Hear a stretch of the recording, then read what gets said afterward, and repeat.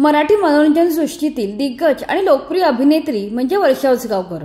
वर्षा उसगावकर यांनी मराठी चित्रपटांमधून आपल्या करिअरची सुरुवात केली होती।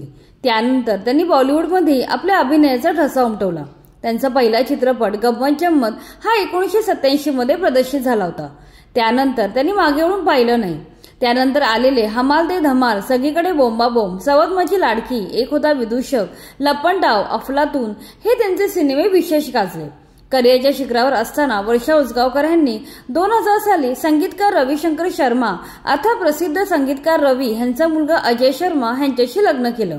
अजय शर्मा आणि वर्षा यांचं लग्न अरेंज मॅरेज होतं, मात्र ते दोघे एकमेकांना खूप आधीपासून ओळखत होते। एका लावणीच्या कार्यक्रमात त्यांची जुजबी ओळख झाली होती।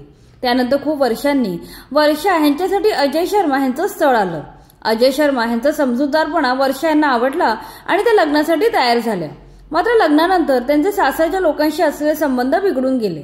लग्नानंतर काही वर्षांनी संगीतकार रवी यांनी आपला मुलगा आणि सून म्हणजे वर्षा आणि अजय हे आपला छळ करत असल्याचं एका मुलाखतीमध्ये सांगितलं होतं। त्यानंतर एकच गदारोळ उठला होता। पुढे वर्षा आणि त्यांचे सासरे रवी यांच्यातील वाद वाढतच गेले। शेवटी रवी यांनी वर्षा आणि अजय यांना घर सोडून जायला सांगितलं होतं। नंतर रवी यांनी आपल्या संपत्तीमधून वर्षा आणि अजय यांना बेदखल केलं। शिवाय आपल्या मृत्यूपत्रात असे लिहून ठेवले की माझ्या मृत्यूनंतरही त्या दोघांना बोलण्यात येऊ नये। पुढे 2012 साली रवी यांचे निधन झाले। त्यांच्या इच्छेनुसार रवी यांचं पार्थिव त्यांच्या मुलींकडे सोपवण्यात आलं। मृत्यूपत्रानुसार रवी यांची सारी संपत्ती त्यांच्या मुलींना देण्यात आली। मात्र वर्षा आणि अजय यांनी मुलगा म्हणून रवी यांच्या राहत्या घरावर हक्क सांगितला। आपल्या बहिणींनी जबरदस्तीने घर बळकवण्याचा त्यांनी आरोप केला। शेवटी हे प्रकरण कोर्टात गेलं।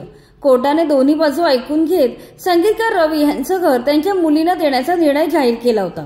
कोर्टाने तपास केला असता रविशंकर शर्मा यांनी अजय आणि वर्षा यांना त्यांच्या मृत्यूपत्रातून कोणताही हिस्सा दिला नसल्याचं समोर आलं।